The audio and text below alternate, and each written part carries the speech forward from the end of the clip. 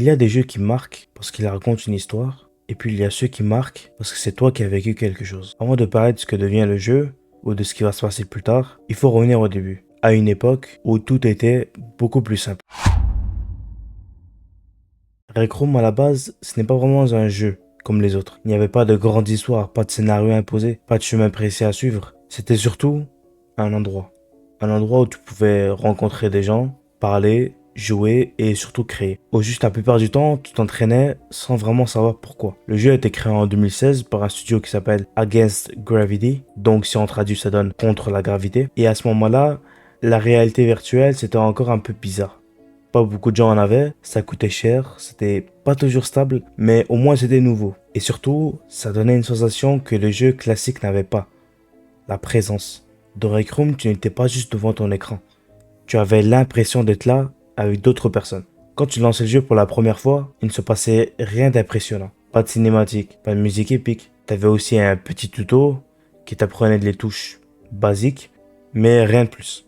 Et honnêtement, c'est ça qui rendait le truc spécial. Parce que personne ne te disait quoi faire. Tu pouvais aller jouer au paintball, faire une quête avec d'autres joueurs, créer des salles ou juste parler à quelqu'un que tu connaissais même pas. Et c'est là que le jeu a vraiment pris vie. Les gens ont commencé à créer leurs propres trucs, des maps, des mini-jeux, des expériences parfois complètement absurdes, mais souvent mémorables. C'était pas parfait, parfois c'était même très simple. Tu pouvais lancer une partie, tomber sur quelqu'un au hasard et passer une heure à discuter comme si vous vous connaissiez depuis longtemps. Et ça, c'est quelque chose que peu de jeux arrivent à faire. Mais forcément, avec le temps, tout change. Le jeu a grandi, et il est sorti de la VR, il est arrivé sur console, mobile, un peu partout.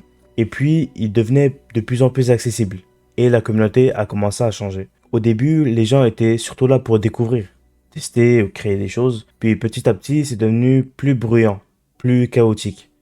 Il y avait plus de joueurs, plus de jeunes aussi, et l'ambiance a vraiment changé. Les salles qui étaient calmes sont devenues imprévisibles, les conversations aussi, et sans vraiment se rendre compte, certains joueurs ont commencé à partir. Pas parce que le jeu est devenu mauvais, mais parce que ce n'était plus le même endroit. Et c'est ça qui rend Rec Room un peu spécial quand on y pense. Parce que ce jeu au fond, ce n'est pas un jeu qui a une histoire, c'est un jeu qui a vécu des histoires.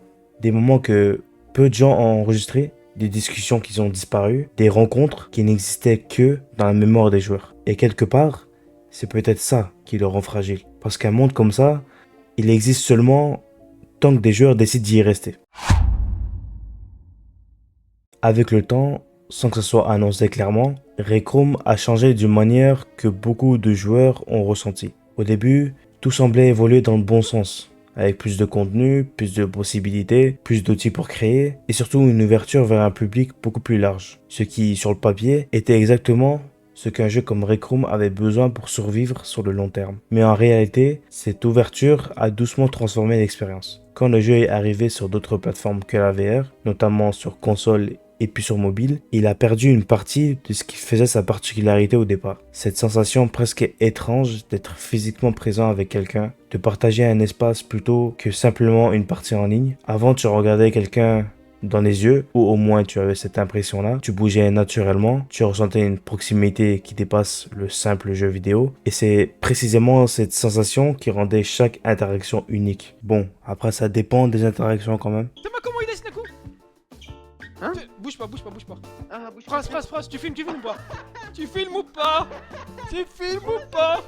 Plus progressivement, cette sensation a commencé à disparaître.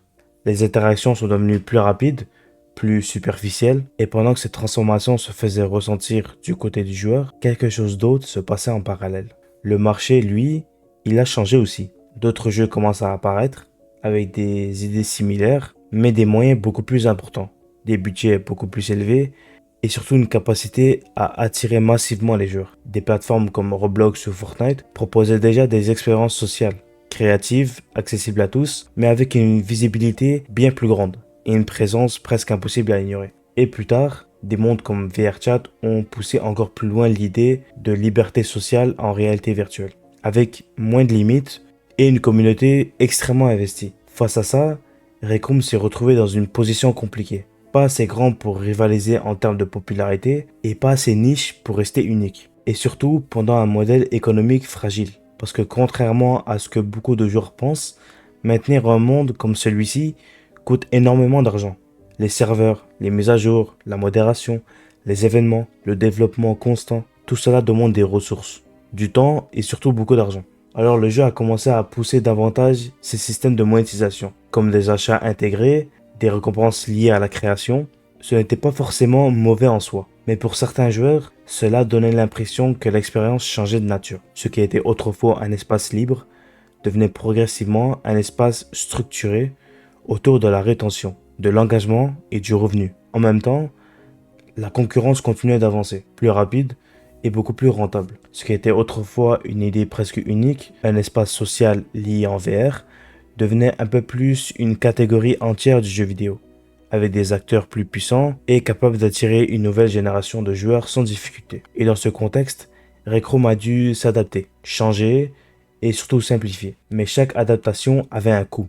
Parce qu'en essayant de rester pertinent dans un marché qui évolue constamment, le jeu s'éloignait petit à petit de ce qu'il était au départ. Certains anciens joueurs ont commencé à ressortir une forme de distance, comme s'ils revenaient dans des endroits qu'ils connaissaient, mais qui ne leur appartiennent plus vraiment. Ils reconnaissaient les lieux, les mécaniques et surtout les sons. Mais l'ambiance, elle avait changé. Et quelque chose de difficile à expliquer à quelqu'un qui n'a jamais vécu cette période, parce que l'extérieur de Rec Room fonctionne toujours. Il est même plus actif que jamais. Il est beaucoup plus rempli et beaucoup plus dynamique. Mais pour ceux qui étaient là au début, cette vie n'a plus vraiment la même sensation. Elle est moins personnelle et un peu plus encadrée. Et au milieu de tout ça, une question commence à apparaître doucement, presque inconsciemment. Est-ce que ce genre de monde peut vraiment survivre quand il doit en permanence lutter pour rester visible, rentable et pertinent? Parce qu'au fond, Rec Room n'a jamais été seulement un jeu.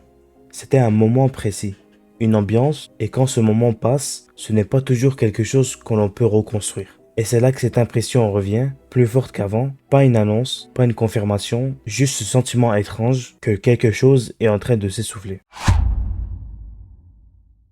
Et puis il y a ce moment, pas un moment qu'on imagine, pas un moment qu'on théorise, un moment réel. Parce que cette fois, ce n'est plus une impression, ce n'est plus une rumeur, ce n'est plus juste des joueurs qui se demandent si tout ça pourrait disparaître un jour. Cette fois-ci, il y a une date. C'est à ce moment-là que Rec Room va malheureusement disparaître. Et soudainement, tout change. Tous ces souvenirs dont on parlait, toutes ces salles, toutes ces voix, toutes ces musiques, toutes ces gens qu'on a rencontrés, elles ne sont plus simplement fragiles. Elles sont limitées dans le temps. Et c'est étrange parce que le jeu est encore là. Tu peux encore te connecter, tu peux encore croiser des gens, tu peux encore rire, discuter, jouer. Mais maintenant, chaque moment aura un poids différent. Parce que tu sais que bientôt ça va s'arrêter. Tu sais que ce monde, qui semblait exister en dehors du temps, a en réalité une fin précise. Et c'est ce qui rend ça encore plus étrange, c'est que rien, visuellement, ne change vraiment. Les murs sont les mêmes, les objets sont les mêmes, il y a toujours les mêmes mises à jour, mais toi, tu ne regardes plus les choses de la même manière. Chaque interaction devient potentiellement la dernière, chaque endroit que tu visites pourrait ne plus jamais être accessible, et tout ce qui paraissait banal avant devient important. Un simple bonjour, une discussion sans but, une partie lancée au hasard, parce que cette fois, tu sais que ça ne durera pas. Et peut-être que le plus marquant dans tout ça, ce n'est pas la fermeture elle-même, c'est la réalisation tardive. Le fait de comprendre seulement maintenant que ce jeu n'était pas juste un jeu, que ces moments n'étaient pas remplaçables et que cet endroit n'existera plus. Et après ça, il restera quoi? Pas de sauvegarde complète, pas de replay fidèle, seulement des souvenirs, des moments impossibles à recréer. Et quelque part, une question reste suspendue. Est-ce qu'un endroit comme celui-là disparaît vraiment? Ou est-ce qu'il continue à exister, mais uniquement dans la mémoire de ceux qui y ont été?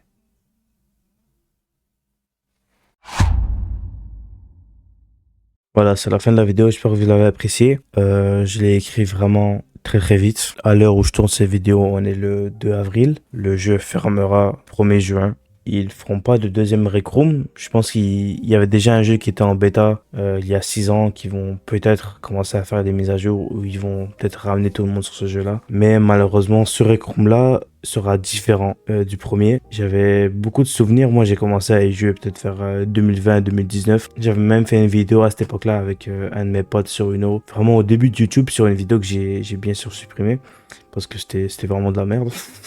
Mais voilà, j'ai quand même beaucoup de souvenirs par rapport à ce jeu-là.